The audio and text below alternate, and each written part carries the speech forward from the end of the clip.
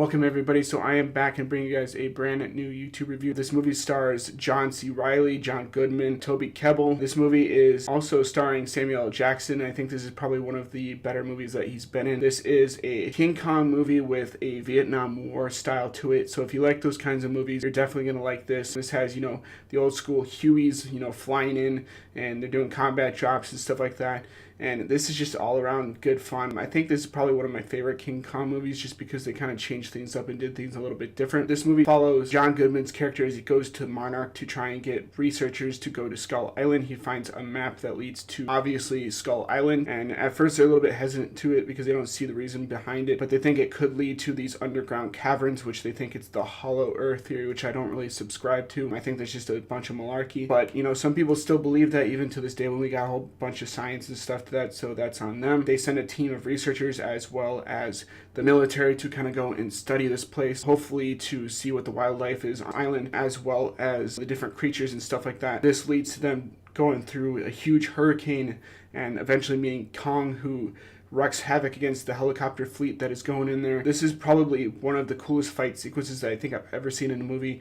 Kong's just going at it, throwing helicopters and other helicopters. He throws a tree at one point that slams into the helicopter, causing it to kind of go out of control and crash land. And there's a sequence where Kong is just pounding the shit out of helicopters and it explodes. And you kind of see Kong in the billow of the smoke and flames and everything. And his eyes are just intense and furious at these military people who have kind of been bombarding this place, trying to bring out King Kong. At first you think they're just studying kind of the terrain of the environment, but you later learn that this is a trap to bring out these creatures called the skull crawlers. They kind of resemble the T-Rexes from the original King Kong movie, but not really because they're more lizard-like. There is evidence of dinosaurs and stuff on this island at some point in time because there's a giant Triceratops skull that they have a mounted machine gun in at one point in time in the film, which is also pretty cool. And that's when you see kind of Tom Hiddleston swinging his samurai sword and stuff at the creatures that are coming at him. At the beginning of this movie, you find out that there's also a pilot that crash land on Skull Island and his plane kind of goes down in the Pacific Ocean, and then he's been there pretty much the entire time. And then that's when you first get a glimpse of King Kong as he kind of steps out and you see his massive form. Like, King Kong is way bigger in this movie than he's ever been in some of the other previous King Kong outings, and that's for good reason because they're eventually going to have a King Kong vs. Godzilla movie where Godzilla from the new modern film is going to fight Kong from Kong Skull Island. So they need him to be kind of a little bit larger than he has been in the past. I think the Peter Jackson version's been sort of the biggest that he's ever been in the previous movies. And this movie also contains a scene where you find John C. Reilly in this sort of village that's surrounded by a giant wall, go figure, kind of harkening back to the other King Kong films.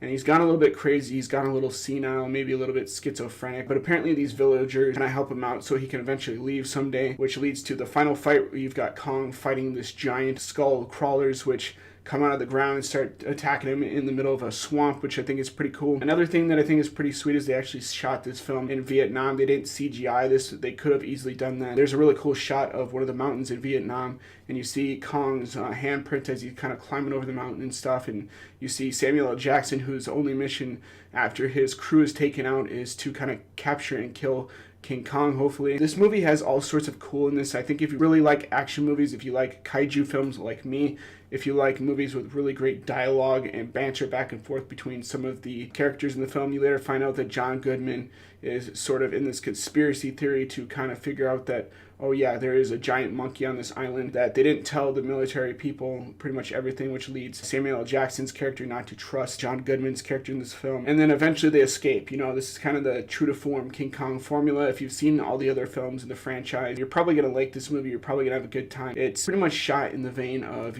Apocalypse Now or a Platoon. This is definitely a Vietnam War movie with King Kong in it, and it definitely does it justice. I think this is probably one of the better films that came out that year, and it's definitely one of my favorite movies. I kind of watch it from time to time. So I'm going to give the visual effects, a really good rating. I think the visual effects look astounding, especially when you see some of the other creatures that are on Skull Island and they're killing off the members of the crew one by one. It kind of becomes this kind of like Predator film where you see these creatures just come out of nowhere and swipe these people away and stuff. And Toby Kebbell's character ends up getting killed by this tree-looking thing, which kind of resembles a Pokemon. There's also mammal characters, which resembled that of like mooses and, you know, deers and stuff in this film. I would have loved to have seen a little bit more of the dinosaurs back in this film, like they were in Peter Jackson's King Kong and some of the other King Kong movies, or maybe like the giant snake that was in the 1976 version. But overall, this movie has really good visual effects. I definitely think this movie still holds up to this day. I think that fans like myself who grew up watching kaiju movies and fans who grew up watching King Kong will definitely enjoy this. So I'll definitely give this an A.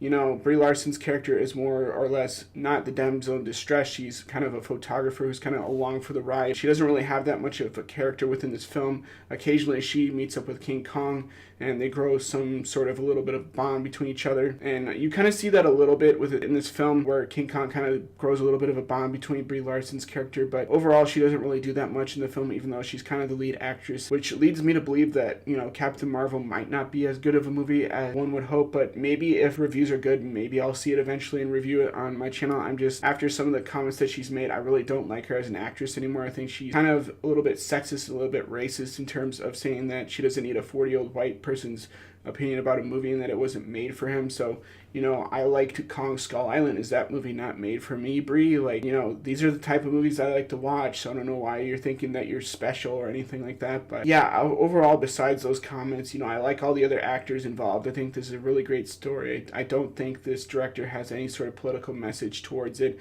and I think that a lot of the political messages in there were bashing you over the head, telling you that you're a bad person or whatnot. So I definitely will give Kong Skull Island an A. I think it's not an A+. There's definitely some things wrong with it in terms of the pacing and stuff like that. There's a little bit of issues because once it hits the village, everything kind of grinds to a halt and you don't really get to experience that fast-pacedness until the final act of the film where Kong fights the skull crawlers. But overall, it's a decent film. I think if you're a fan, like I said before, of King Kong, fan of kaiju movies, you're going to enjoy this. So as always, guys, hope you like this review, maybe learn a little thing or two about the movie industry, and as always, rate, comment, subscribe, and I'll see you in the next video. Peace out.